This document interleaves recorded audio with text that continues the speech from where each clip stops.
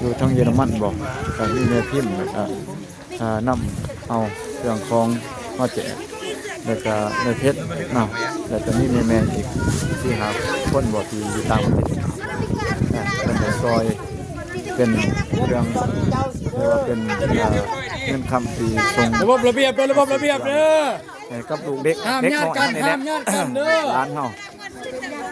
เป็นภาพแห่งความประทับใจดีพี่น้องเลยเขาเองก็แล้วมาห่วมบุญในครั้งนี้ก็ดีใจหลายเชื่อมั่นก็เลยอิ่ม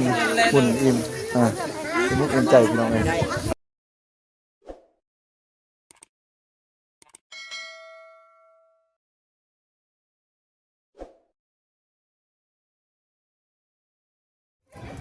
กาแฟมาบางอย่างด้วยพี่น้องเลยงามคักตุ่นมากเลยโอ้บางอย่างบางงามเลยเนาะภาพบรรยากาศมาอีกแล้วพี่น้องบ้านดักยูนบอกคนอื่นดักยูนหมู่บ้านขนาดติดพันกับภูเขากันพี่น้องเลยอีกบ้านนึงเนาะเป็นบ้านที่สองหมอเองก็กราบทักทาย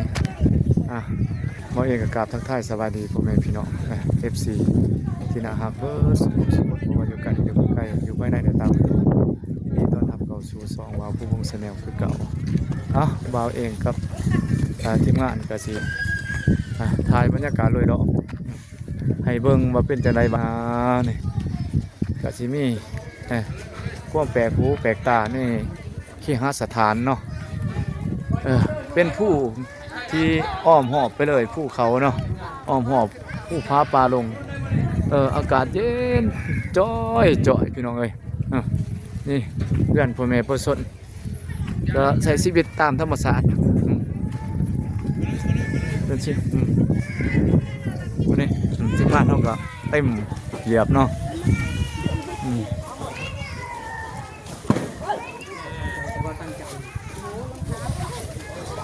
ไม่ได้ตั้งใจแต่ว่าตั้งใจนั่นคือแต่ปังหมดนะครับแต่เครื่องมันเป็นเดือดเอาเนาะพาถูกแล้วไป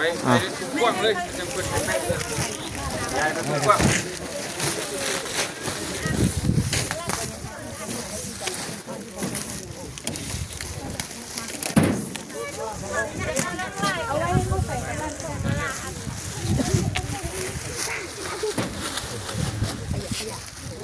มาคอยเข้ามาคอยเข้ามา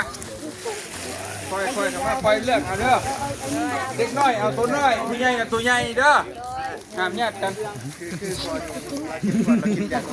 ได้นี่พี่เลยเจ็บตากินได้แต่ว่ามันเท่าได้อยู่คอยได้อยู่กินเลย เดี๋ยวใครอย่าเพิ่งเอาเก็บถุงมาก่อนเช็ดนะเช็ดให้หมดก่อนอย่าเพิ่งเอานะคะแป๊บนึงนะเพราะว่าเพื่อนก็ยังไม่พร้อมกันยายยายให้มันยายไว้มันจังหวานมันจะไอไว้พอน่าเห็ดยายไปปล่อยมันจะตุ้ง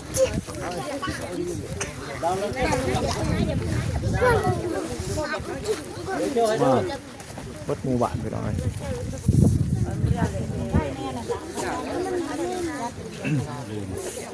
ตัดของตัวนี้ตัดตัวใครได้ไหมเด็กแมวเรียนจนก่อนเลย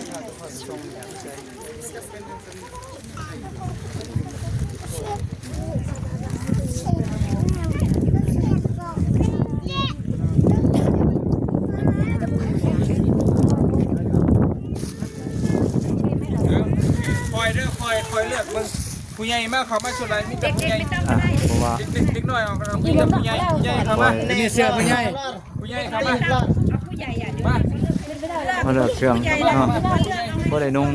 โดยเขาไปเด้อลุงเลยเลือกก่อนเจ็บเลยโอ้โห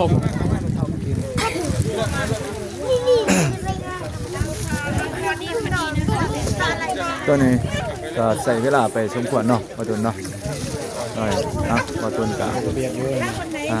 คอยเดือกไป คอยเลือก ตลาดนัด ได้หมดทุกคนได้หมดทุกคน อ่า ขอเลือกเด้อนะ เดี๋ยวมาตลาดนัดเลยพี่น้องเอ้ยอ่ะเพิ่นก็ดีใจดีใจแท้ ใส่แล้วเอาเลย ๆพ่อแม่ เอาเลย ต้อง ใส่เลย น้องนักจึง ใส่แล้ว ที่เพิ่นได้ ตั้งเขตชนบทพี่ละเพิ่นได้รับเครื่องจากแม่ทางฝั่งไทยเพิ่นแหละแต่ก็อยู่ต่างประเทศอีกเนาะพี่น้องเนาะอยู่ทางเยอรมันบอกก็มีแม่พิมพ์แล้วก็นำเอาเครื่องของมาแจกแล้วก็ในเพชรเนาะแล้วก็มีแม่อีกที่หาคนบ่ที่อยู่ต่างประเทศเพิ่นได้ซอยเป็นเครื่องเรียกว่าเป็นเงินคำที่ส่ง ระบบระเบียบเด้อระบบระเบียบเด้อ กับลูกเด็ก ห้าม เด็ก ญา น้ ติ อย กัน นี่แห ห้า ละ มญาติกันเด้อ ร้านเฮาเป็นภาพเป็นความประทับใจดีพี่น้องเอ้ยเขาเองก็แล้วมาห่วงบุญในครั้งนี้ก็ดีใจหลายเพื่อนบ้านก็เลยอิ่มคุณอิ่มสมุกอิ่มใจพี่น้องเอ้ยแล้วคนเบานี่แล้วเบาตูนก็ทำหน้าที่ตามเต็มกำลังของเวลาพี่น้องเอ้ยช่วยๆกันคนละไม้มือส่วนเบาเจ็บเราจะช่วยกันช่วยๆกันถือว่ามีความหมายความสำคัญเบิดพี่น้องเอ้ยไอ้ก็ที่ท้ายให้เบิ่งประมาณนี้พี่น้องเอ้ยภาพบรรยากาศของอีกหมู่บ้านหนึงหมู่บ้านที่ยังลักหล่อบ่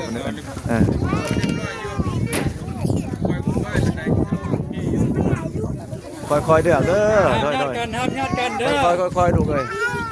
แม่เอ้ยป้าเอ้ยดูเลยอ้าวเดือกเอานี่ละมีความประทับใจที่ทั้งเกียรติชนบทได้รับการช่วยเหลือนำใจดังไหลมาจากฝั่งไทย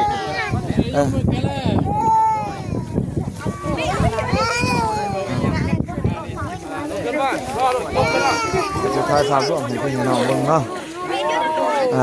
ทางฝั่งไทยที่เพิ่นติดตามแต่ไปอยู่ต่างประเทศคนยุโรปอเมริกาพุ่นน่ะพี่น้องที่เพิ่นอยากเกิดการกุศลในครั้งนี้ก็ถือว่าเป็นบุญใหญ่ขอให้แม่เนาะแม่ทั้งหลายก็มีความสุขความเจริญรวมทั้ง FC ที่ให้การสนับสนุนทีมงานทุกคนก็มีแต่ความสุขความเจริญโชคดีเนาะทำกิจการงานก็ขอให้เจริญรุ่งเรืองปรารถนาสิ่งใดก็ขอให้ปรากฏผลเป็นจริงเนาะสำเร็จทุกภารกิจ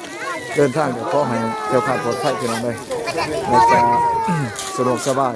ทุกภารกิจรู้รวมแล้วก็เฮงๆเราไม่ด้วยกันนี่ชาตินี้แล้วก็มีดวงตาเห็นธรรมเนาะ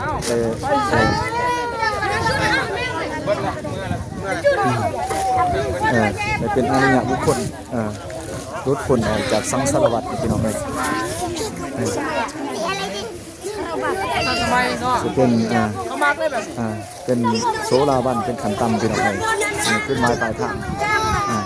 ในการมีชีวิตของการเกิดเป็นม่อมการเกิดมาเป็นมนุษย์ในศาสตร์พวกนี้เวลาที่ลงโดยไปจะค้นคว้าหาคุณงามความดีชนะนอกความกระดิ่งทีเหนียวและการยึดติดที่ว่าเป็นจุดหมายปลายทางสูงสุดของการเกิดมาเป็นมนุษย์เนาะตามพระธรรมคำสอนขององค์สมมาสัมพุทธเจ้าที่ได้ตัดเอาไว้ 2,500 กว่าปีเนาะพระอริยสาวกของเพิ่นประกาศสัจธรรมพระอริยสาวกฟังสังสารวัฏไปได้เนาะบ่ต้องกลับมาเวียนว่ายตายเกิดอีกพี่น้องเอ้ยเขาสู่วิมุตติหลุดพ้นเอาชนะความตายเนาะเขาสู่อมตะธรรมอย่างน้อยก็เป็นโสดาบันสกัดท่าคามิแล้วก็อนาคามิแล้วก็พระอรหันต์พี่น้องได้อรหันต์ตามพระบาทเบียดไปได้ความสุข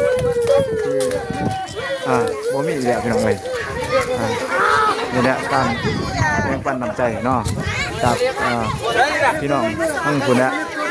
คนไทยทีมงานสายบุญดาวไต่กับน้ำโดยเราเป็นของเนาะแล้วก็ทีมงานทั้งหมดเดินทางโดยความยากลำบากมากรุงเทพกันมาสละเวลาอันนี้คุณค่าเลยนะพี่น้องมาช่วยมาเรือกัน ที่ขาดบ่ได้ก็คือผู้ใหญ่ใจบุญนั่นแหละที่เฮ็ดให้มีกิจกรรมอันนี้เกิดขึ้นเนาะคันบ่มีผู้ใหญ่ใจบุญก็กิจกรรมอันนี้ก็บ่สามารถเกิดขึ้นได้พี่น้องเอ้ยคือ ชอบนึ่งเลย ให้ลูกหลาน กุศ เด้ ล อ อันยิ่งใหญ่เนาะ ให้ลูกหลานให้ผัวเด้อ ว่าสิมีครั้ง แต่ ต่ จะให้ อๆไป สุข อีก เด้อ มารวมกัน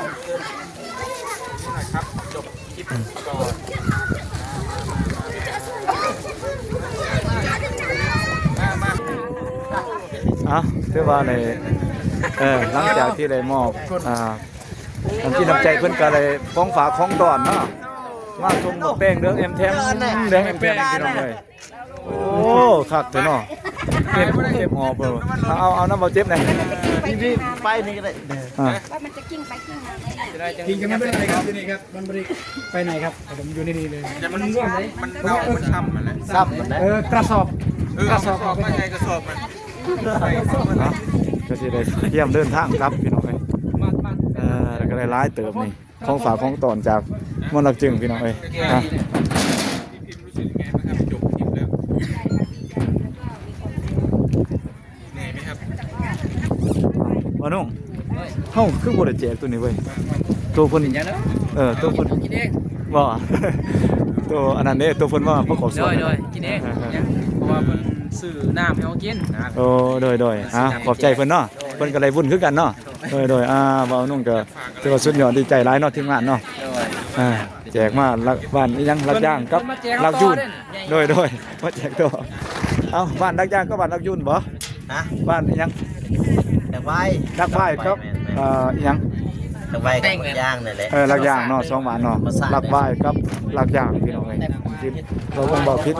ขอโทษขออภัยหลายๆพี่น้องเอ้ย เฮ็ดซุปเด้อครับเด้อแซ่บเด้อพี่น้องเอ้ย เซเย็นเลย ความรู้สึกของทีมงานเฮา เอาเลยว่าได้แล้วนะแต่ได้ ขอบใจเด้อโอ้ได้จนกระสอบนึง เต็มกระสอบปลาคักเถอะเนาะเบิ่งค่ะบ่ใช่บ่แม่โอ้ได้กระสอบนึงเด้อพี่น้องเอ้ยเพิ่นตอนเนาะของฝากของตอนนี้เนาะเอาน้ำใจของเพิ่น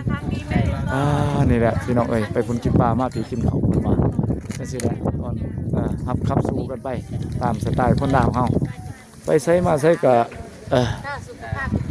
ยิ้มแย้มแจ่มใสตอนรับเฮ็ดให้ตีต่อกันพี่น้องเอ้ยอยู่ไสก็ตอนนี้ก็ทีมงานบ่าวเตียงกำลังถามลาแล้วก็เว้าถึงความรู้สึกเนาะระวังไม่พิมพ์แล้วก็สื่อสารถึง FC อยู่ต่างประเทศพี่น้องเอ้ยบ่าวเองก็มีโอกาสได้มาเป็นถ่ายทับเบื้องหลังให้พี่น้องFC ได้เบิ่งภาพโดยรวมเนาะตอนนี้ก็ก็สิได้ลาไปก่อนคือกันพี่น้องเอ้ยสำนั้นเตรียมเดินทางต่อแล้วก็กลับบ้านพี่น้องเอ้ยก็สุดท้ายนี่บ่าวเองก็สิขออวยพรใส่อันประเสริฐยัง FC ทุกผู้ทุกคนเนาะที่เขามาเบิ่งมาชมคลิปของทีมงานวัดทุกคนนี่แหละเนาะที่มีคลิปลงไปก็ขอให้พี่น้องเป็นกำลังใจให้แล้วก็ได้เฮ็ดคลิปแล้วก็ได้ช่วยเหลือสื่อสารไปให้กับพี่กับน้องเนาะแบ่งปันน้ำใจบ่จุสุคนก็ให้ทุกคนมีเฮงๆกำลังได้ด้วยพี่น้องเอ้ยเงินได้น้องทองได้มาเงินมาเต็มกระตาพี่น้องเอ้ยเงินดอลลาร์เต็มเงินเต็มซ่านเต็มบ้านเต็มซองลำด้วยเฮงๆกันเบิดสุขสุขคนเป็นเศรษฐีมหาเศรษฐีกันทุกคนเนี่ยลำได้ด้วยแหละตลอดไปพี่น้องเอ้ยบ่าวเองก็สิได้กราบลาพี่ลาน้องไปกับภาพบรรยากาศนี่แหละเตรียมเดินทางพี่น้องเอ้ยไปโดยบ๊ายบายบ่เที่ยงหน่อย